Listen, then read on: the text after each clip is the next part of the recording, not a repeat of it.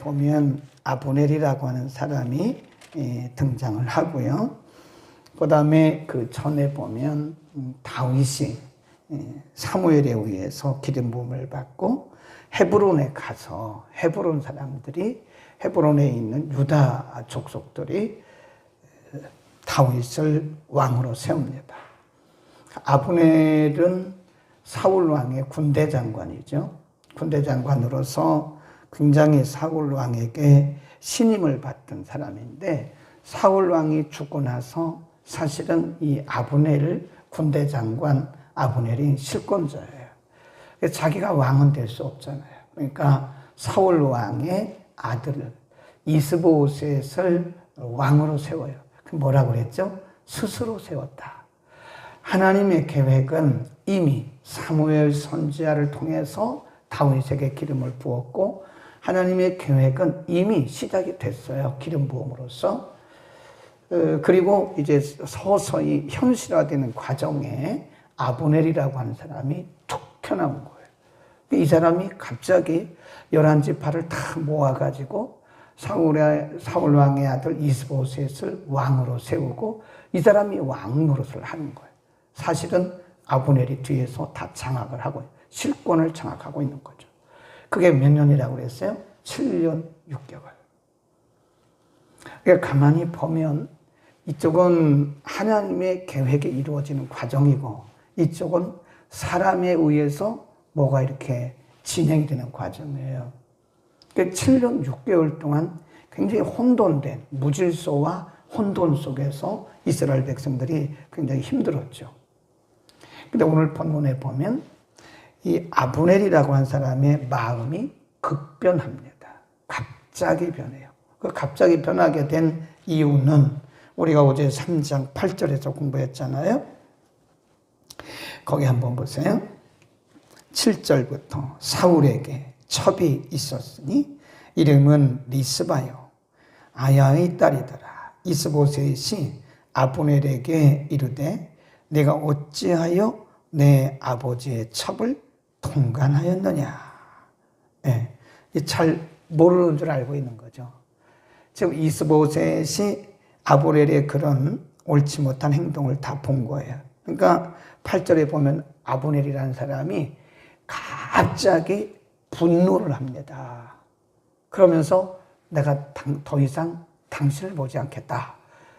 그리고 바로 간 곳이 어디냐면 12절에 보면 아브넬이 자기를 대신하여 사자들을 다윗에게 보내어 가로되 자기가 직접 간 건 아니지만 사람들을 보내서 자기의 뜻을 표명을 했어요. 내가 지금까지는 이스보셋을 따르는 사람이었는데 이제부터는 내가 당신과 조약을 맺고 당신을 따르겠습니다. 라고 말을. 그러니까 다윗이 좋다. 그렇게 하자.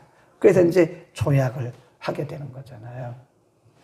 그리고 오늘 본문에 보면 17절 아브넬이 이스라엘 장로들에게 말하여 가로되 너희가 여러 번 다윗으로 너희 임금 삼기를 구하였으니 이제 그대로 하라. 거기 줄봅시다. 이제 그대로 하라. 내용을 보면 아마 이전에도 여러 번 이스라엘 백성들이 다윗을 왕으로 섬기기를 원했던 것 같아요. 그 말을 아브넬에게 그리고 이스보셋에게 여러 번 표명했던 것 같아요. 근데 그걸 번번이 거절하다가 이제 아브넬이 말하기를 이젠 그렇게 하시오. 네. 그리고 그 지도자들을 다 모읍니다. 18절 이제 그대로 하라. 여호와께서 이미 다윗에 대하여 말씀하시기를 내가 내 종 다윗의 손으로 내 백성 이스라엘을 구원하여 블레셋 사람의 손과 모든 대적의 손에서 벗어나게 하리라 하셨습니다. 아브넬이 또 베냐민 사람들을 또 만나요. 그리고 22절 아브넬이 종자 20인으로 더불어 헤브론에 이르러 다윗에게 나아가니 다윗이 아브넬과 그 함께한 사람을 위하여 잔치를 배설하였더라. 21 시작.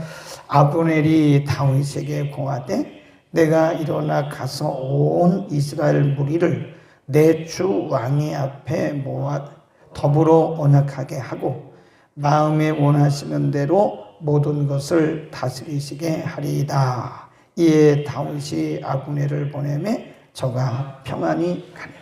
그래서 이제 구체적으로 다윗과 아브넬 사이에 협정, 이 평화 협정이 맺어지게 된 거죠. 근데 아브넬의 마음이 완벽하게 다윗 편으로 이제 돌아오게 된 거예요.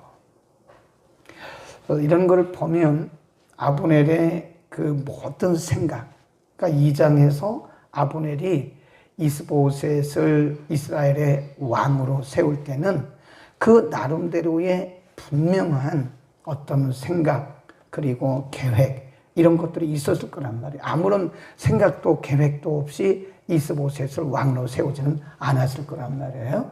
그런데 이제 어제 7절 8절에서 말씀한 그 아브넬의 사울의 첩 강간 요 사건을 통해서 이스보셋에게 발각이 되고 그럼으로써 이스보셋과는 완전히 이제 돌아서게 되고 그 마음이 급선회한 거예요. 그걸 급선회라고. 그 아브넬의 그 자신이 가지고 있었던 모든 생각이 다 이제는 물거품이 되고 다윗에게로 그 마음이 급선회했다. 그래서 평화협정을 하게 된 거예요. 그리고 이제 내일 본문에 보면 아브넬이 살해를 당합니다. 예.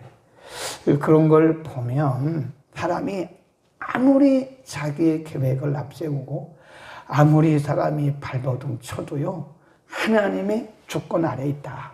하나님의 통치권 아래에 있다는 사실을 우리가 알 수 있습니다. 사람은 도간에 든 쥐입니다. 아무리 제 아무리 별걸 다 해도 하나님의 통치 영역을 벗어날 수가 없어요. 우리 잠깐 잠언 16장을 한번 펴보겠습니다. 잠언 16장 간지를 껴놓고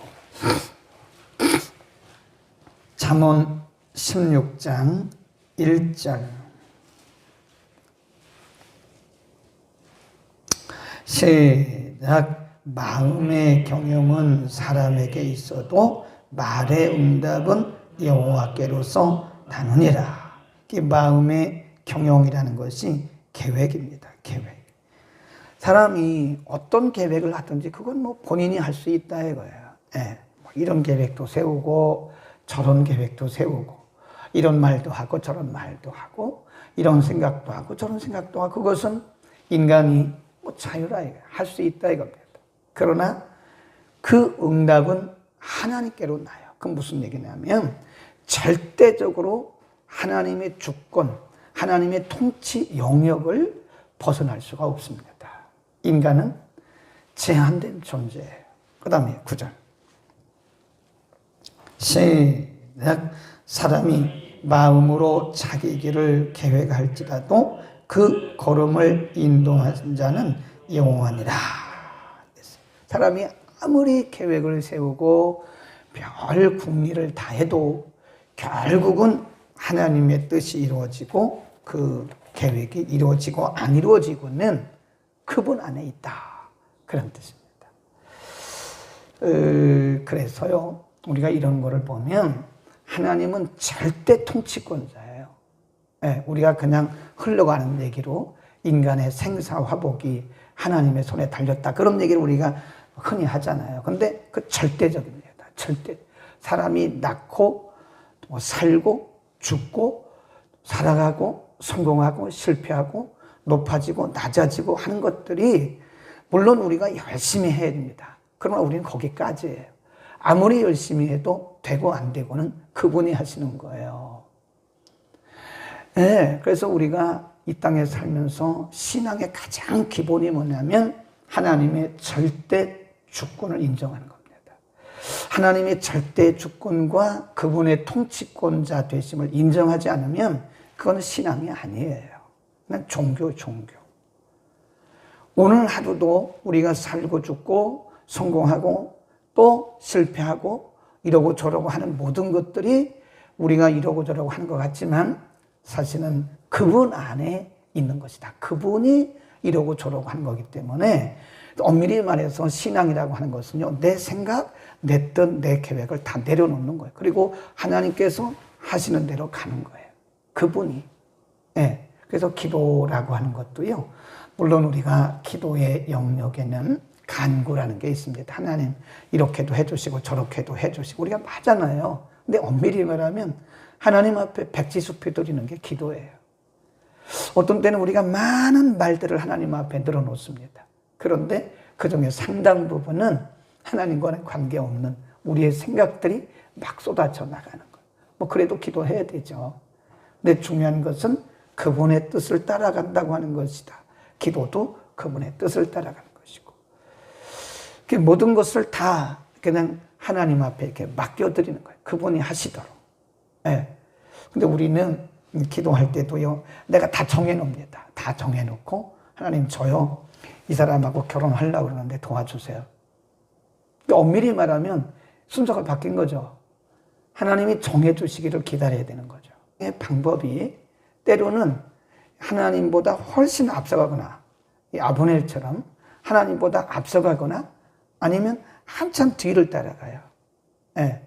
그래서 제가 말씀드리잖아요. 신앙이라는 것은 하나님과 이렇게 동행하는 거예요. 동행이란 말은 발 맞춰가는 것이 그게 동행입니다. 쉽지 않아요. 굉장히 어렵습니다. 하나님의 뜻을 우리가 알 수 없기 때문에 그렇습니다. 그러나 백지를 놓고 하나님이 인도하신 길을 여시는 대로 그냥 가는 거예요. 따라가는 거예요. 아브넬은 나름대로의 계획이 있어요. 아주 야심이 있었을 겁니다. 자기가 25세이라는 사람을 왕으로 세워놓고 자기가 실권자 노릇을 하면서 나라를 좌지우지하려고 하는 그런 계획이 있어서 7년 6개월 정도까지는 그가 그렇게 할 수 있었어요. 그러나 하나님께서 그때까지 허용하셨다가 그걸 다시 박탈했어요. 그리고 하나님의 뜻대로 가고 내일 본문에 보면 아브넬이 살해를 당합니다. 그 다음에 두 번째 사람, 거기에 나오는 사람 22절. 그렇게 해서 아브넬과 다윗이 불가침 조약을 하고 돌아갔어요. 그때 누가 들어왔냐? 다윗의 신복, 다윗의 군대 장관입니다. 요압이라는 사람이 들어와요. 22절.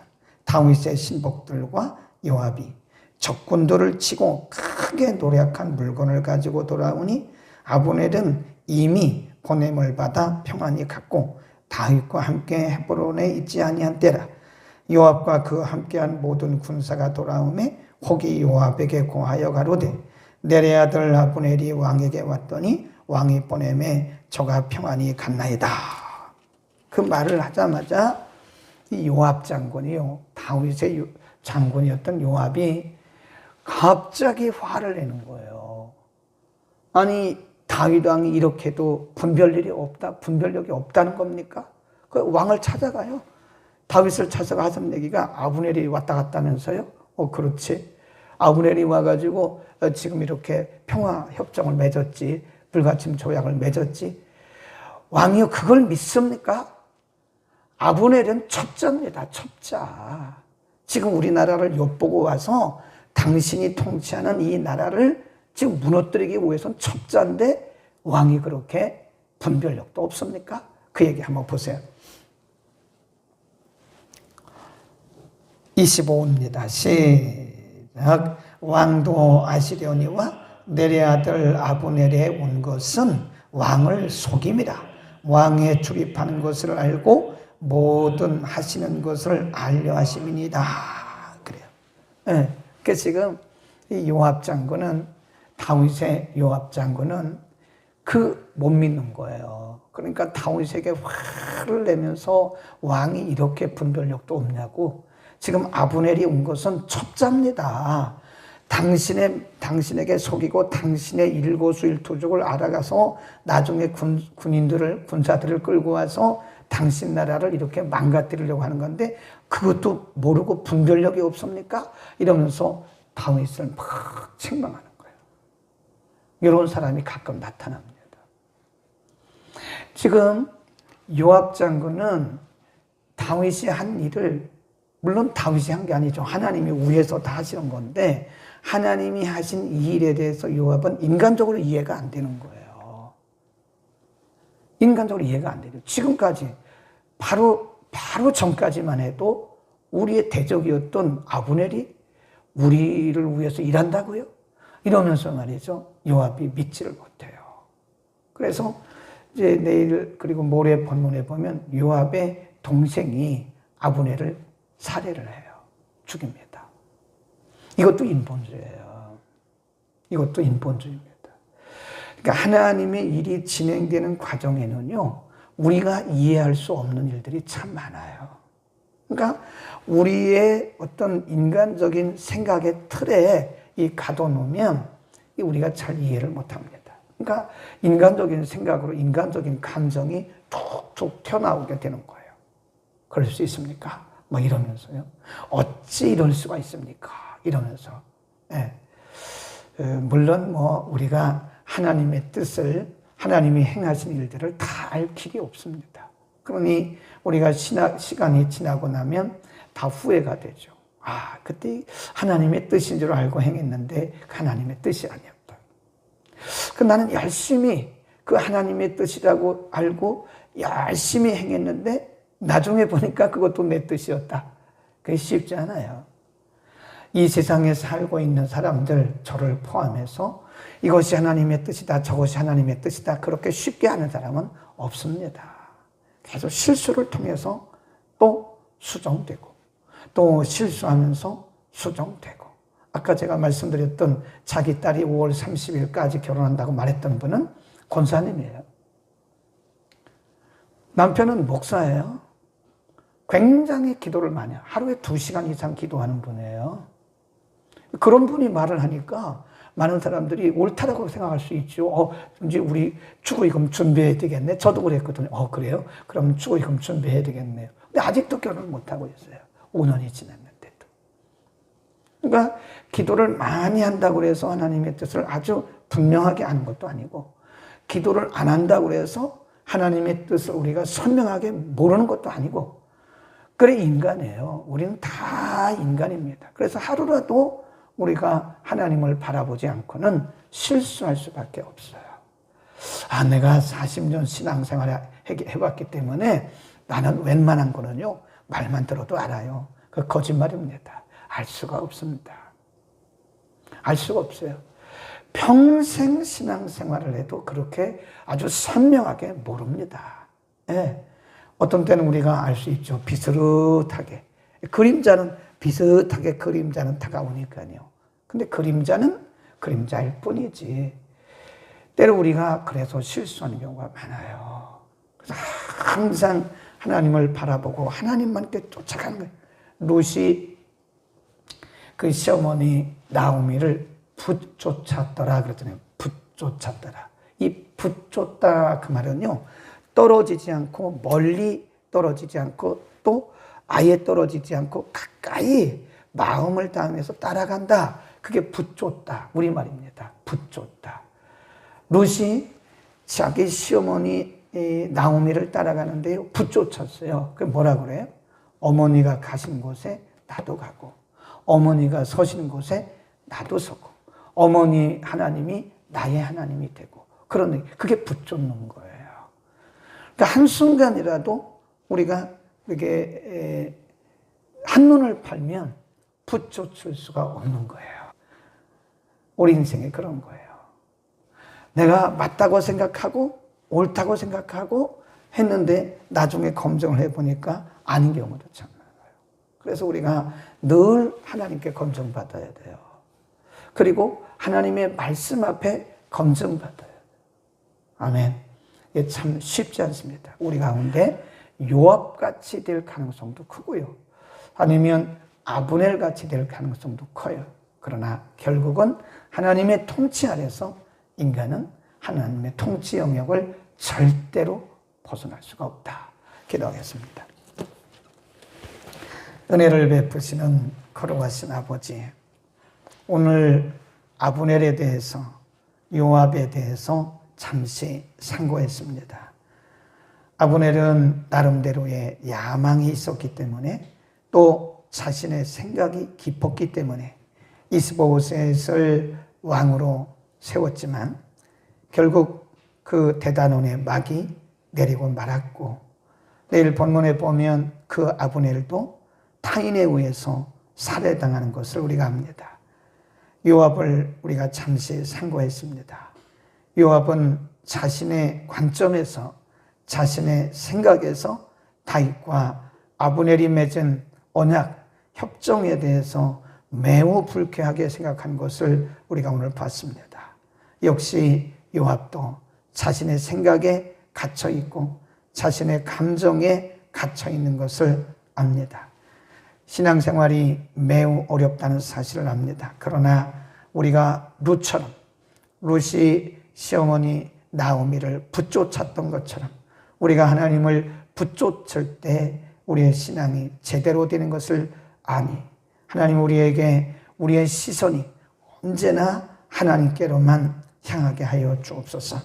이곳저곳 한눈 팔지 말게 하시고 오직 주님만 바라보고 나가는 우리 모두가 되게 하여 주옵소서. 늘 말씀 앞에 우리 자신을 내려놓고 검증받게 하시고 기도하면서 성령의 검증을 받아가면서 하루하루 한 걸음 한 걸음 나아가도록 우리 모두를 축복하여 주옵소서. 오늘 홍의엽 집사님 허리 시술 받는다 합니다. 하나님께서 시술하는 과정을 일일이 지켜주소서. 부작용 없이 잘 시술 마칠 수 있도록 은혜를 주시고 오늘도 시술을 하는 의료진들을 하나님 복 주셔서 실수하지 않게 하여 주옵소서. 오늘 정원자 집사님의 아들 희준이가 3주간의 훈련소에 입소를 한다 합니다. 사랑하는 아들도 지켜주시고 그곳에서 믿음이 다시 확인되어지게 하시고 믿음의 사람들을 만나게 하시고 믿음의 지휘관을 만나서 사랑하는 아들이 믿음의 방향을 잘 잡을 수 있도록 하나님 축복하시고 집으로 돌아오는 그 시간까지 훈련 잘 마치는 시간까지 매일매일 매 순간순간을 지켜보호하여 주옵소서. 예수 그리스도의 이름으로 기도드립니다. 아멘.